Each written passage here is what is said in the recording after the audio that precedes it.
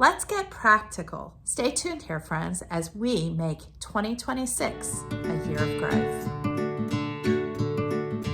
Hi, friends. I'm Wendy Custer. Welcome to my channel where I share encouragement for your hearts and tips for encouraging others. As I shared in my last video, my word for 2026, grow, I'll link that video right up here, is an offshoot of the phrase that I focused on in the last couple of years, cultivate faithfulness.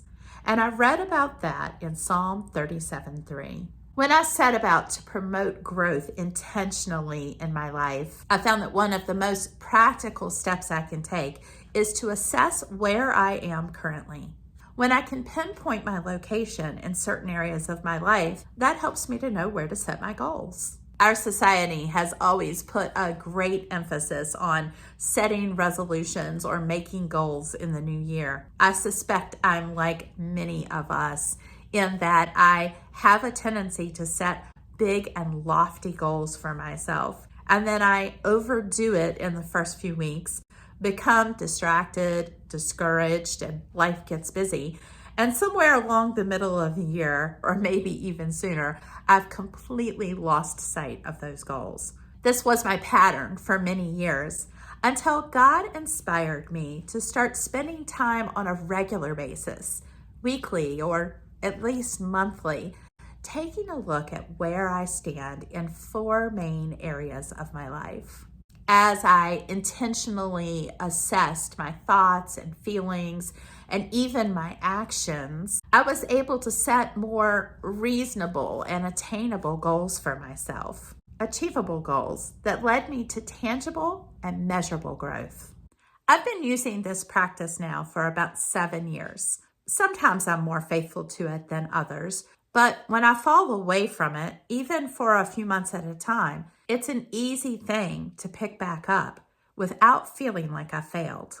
Last year, as I was studying about cultivating faithfulness, I realized that this practice that I've been doing for years now reinforces that idea of cultivating faithfulness. So I decided to publish a journal with that title. Cultivating Faithfulness, a weekly journal, is a small paperback journal with prompts for reflecting and assessing, as well as documenting action steps for moving forward. The practice of responding to these prompts weekly could take 15 minutes, or could it be used to outline an entire personal retreat? The questions are both simple and deep.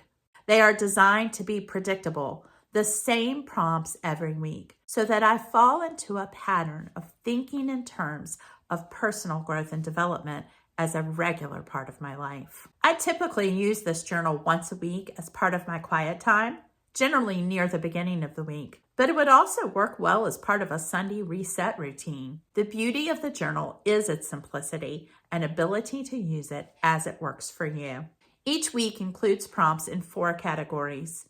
My relationship with God, helping me to really understand where I am in my walk with the Lord and measure my spiritual growth. My relationship with others, accountability for encouraging others, handling conflict, and more. My relationship with myself, helping me to track my health and wellness physically as well as mentally and emotionally. And my relationship with my resources, taking a look at my finances as well as work, business, and even hobbies. It sounds like a lot, but again, as these prompts become familiar, working through them becomes like second nature. And I've learned to give myself grace, as I may choose not to answer every prompt every week.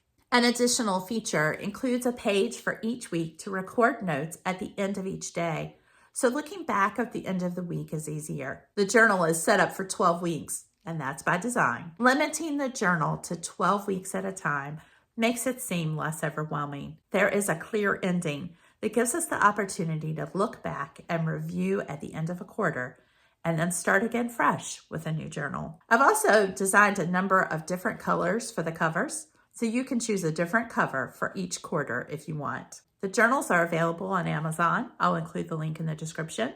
But you can also get there from the Books tab on my website at wendycuster.com.